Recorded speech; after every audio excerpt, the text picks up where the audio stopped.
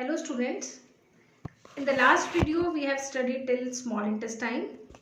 As I told you that why small intestine is called small intestine, because its diameter was less but its length was more. Similarly, in case of large intestine, why it is called large intestine? Because its diameter is more but its length is shorter than the small intestine. Large intestine is divided into three parts: cecum, colon and rectum. Large intestine is divided into three parts: cecum, colon and rectum. See, cecum is a blind sac and it is projected to form a vermiform worm-like structure called vermiform appendix. This is cecum. It is a blind sac, means it is closed at one end. It has a projection called vermiform appendix. Why it is called vermiform appendix? Because it is worm shaped, therefore it is known as vermiform appendix. It is a vestigial organ. It is present in humans but it has no function. But in +2 you will study that this vermiform appendix will function as lymphoid organ. It will function as lymphoid organ. It will secrete some antibodies to fight foreign organisms. This cecum is a blind sac. Part of the small intestine which opens into the cecum is ileum. Small intestine opens into the large intestine in cecum through ileum, and this opening is controlled by ileocecal valve. Next part of the large intestine is colon. Colon is further differentiated into three parts. This is ascending colon. हम ऊपर की तरफ चढ़ रहे हैं, therefore it is known as ascending colon. This is transverse colon and this is descending colon. Colon is further differentiated into three parts: ascending, transverse and descending. This colon is thrown into folds. See, folds are present in case of colon, and these folds are known as haustra. These folds are formed due to the presence of Taenia coli. This blue colored structure which I have shown here is Taenia coli. These are the longitudinal muscles which are clustered together to form haustra. So, colon is thrown into folds with the help of Taenia coli to form haustra. These folds are called haustra. Then this colon enters into rectum. This leads into rectum. Rectum leads into anus and anus opens towards the outside. So due to Taenia coli, wall of large intestine is thrown into pouch-like structure called haustra. No digestion takes place in large intestine. Mind you, no digestion takes place in large intestine. The large intestine, the cecum part of the large intestine, harbors the symbiotic bacteria which secrete some vitamins. They also protect us from foreign bacteria, foreign pathogens. So no digestion of food takes place in large intestine. It helps only in the absorption and defecation. So no digestion takes place in large intestine. Some amount of water, vitamins and ions are absorbed here.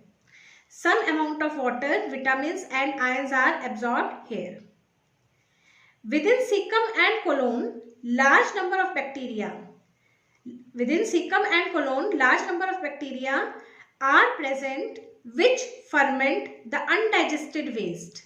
So large number of bacteria are present in cecum and colon which ferment on undigested waste.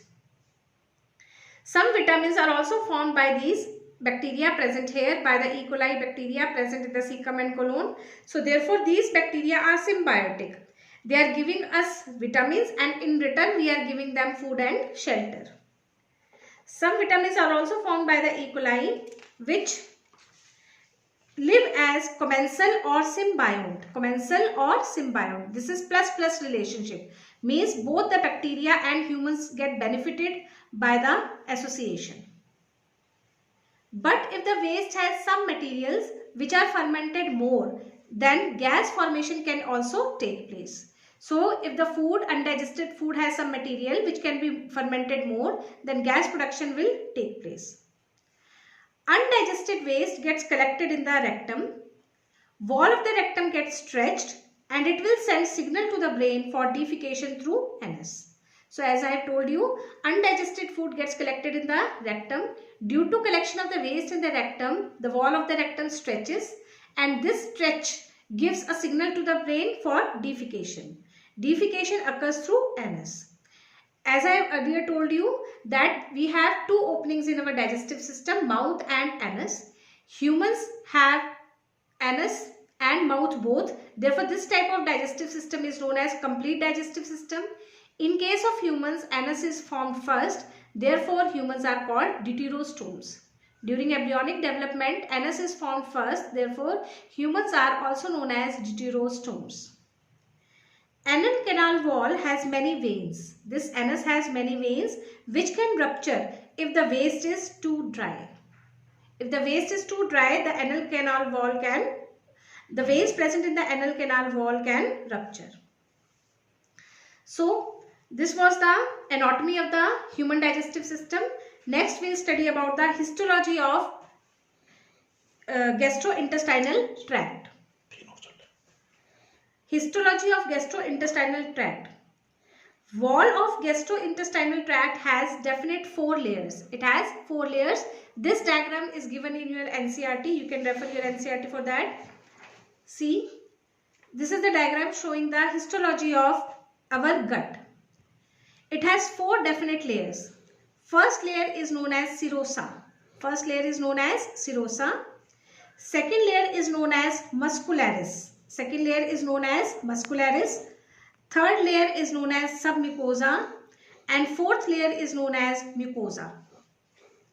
So, our digestive system has 4 layers. Histology, if you study the histology of gastrointestinal tract, every part of the gastrointestinal tract has 4 layers: serosa, muscularis, submucosa and mucosa.